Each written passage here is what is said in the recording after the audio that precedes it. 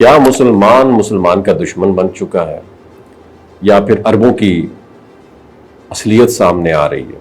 کیا واقعی مشرق وسطیٰ میں طاقت کا توازن ایک بالکل نئے رخ پر جا رہا ہے، جہاں پرانے اتحاد بدل رہے ہیں اور نئے دفاعی معاہدے سامنے آ رہے ہیں؟ آخر UAE نے اسرائیل کو کیوں چنا؟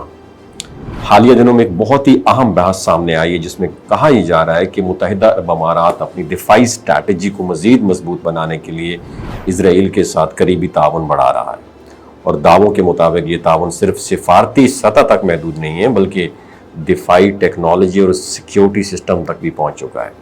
خاص طور پر یہ بات سامنے آئی ہے کہ UAE نے ایک جدید میزائل دفاعی سسٹم حاصل کرنے میں دلچسپی ظاہر کی ہے یا ابتدائی اقدامات بھی کی ہیں، تو جس کا مقصد کیا ہے؟ اپنی فضائی حدود کو ممکنہ خطرات سے محفوظ کرنا۔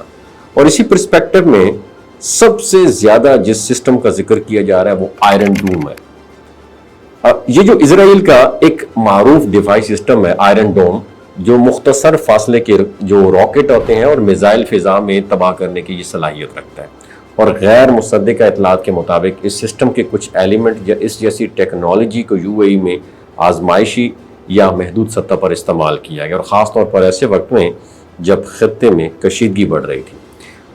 یہ بھی کہا جا رہا ہے کہ اس تعاون کے دوران اسرائیلی ماہرین یا ٹیکنیکل سٹاف جو ہے وہ بھی UAE میں موجود رہا تاکہ سسٹم کو چلانے اور ایفیکٹو بنانے میں مدد فراہم کی جا سکے۔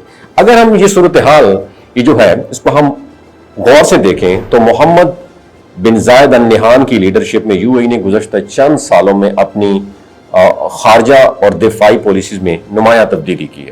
اب وہ صرف روایتی اتحادیوں تک محدود نہیں رہا بلکہ مختلف ممالک کے ساتھ توازن قائم کرنے کی بھی کوشش کر رہا ہے، اور اسی سلسلے میں امریکہ کے ساتھ بھی دفاعی تعاون بڑھانے کی کوششیں ہوئی ہیں اس کی، مگر بعض جو معاملات ہیں اس میں پیش رفت سست رہی ہے، جس کے بعد جو ہے الٹرنیٹو رستوں پر بھی غور کیا جا رہا ہے۔ اور آن دی ادر ہینڈ خطے میں ایران کو UAE ایک بہت بڑی سیکیورٹی چیلنج کے طور پر دیکھتا ہے، خاص طور پر میزائل اور ڈرون ٹیکنالوجی کے تناظر میں، اور اسی وجہ سے وہ اپنے دفاع کو مزید مضبوط بنانا چاہتا ہے تاکہ کسی بھی ممکنہ حملے کو بر وقت روکا جا سکے۔ اب یہاں پہ نا ایک سوال پیدا ہوتا ہے، وہ سوال یہ ہے کہ UAE اتنا خوفزدہ کیوں ہے؟ کس سے؟ ایران سے کیوں خوفزدہ ہے کہ مسلم ممالک کے خلاف جا کر دشمن سے ہاتھ ملا لیا؟ اور کچھ رپورٹس میں یہ بھی کلیم کیا جا رہا ہے کہ مستقبل میں UAE، اسرائیل اور بھارت کے درمیان ایک بہت بڑا دفاعی سیکیورٹی معاہدہ بھی سامنے آ سکتا ہے۔ اگر ایسا ہوتا ہے تو یہ بہت ہی غیر معمولی پیش رفت ہوگی، کیونکہ اس میں مختلف خطوں کے اہم ممالک ایک مشترکہ پلیٹ فارم پہ آ جائیں گے۔ خاص طور پر بھارت کے ساتھ تعلقات میں اضافہ تو اس میں UAE کا پہلے دیکھا جا چکا ہے، اور دفاعی تعاون یہ اس کا اگلا مرحلہ ہو سکتا ہے۔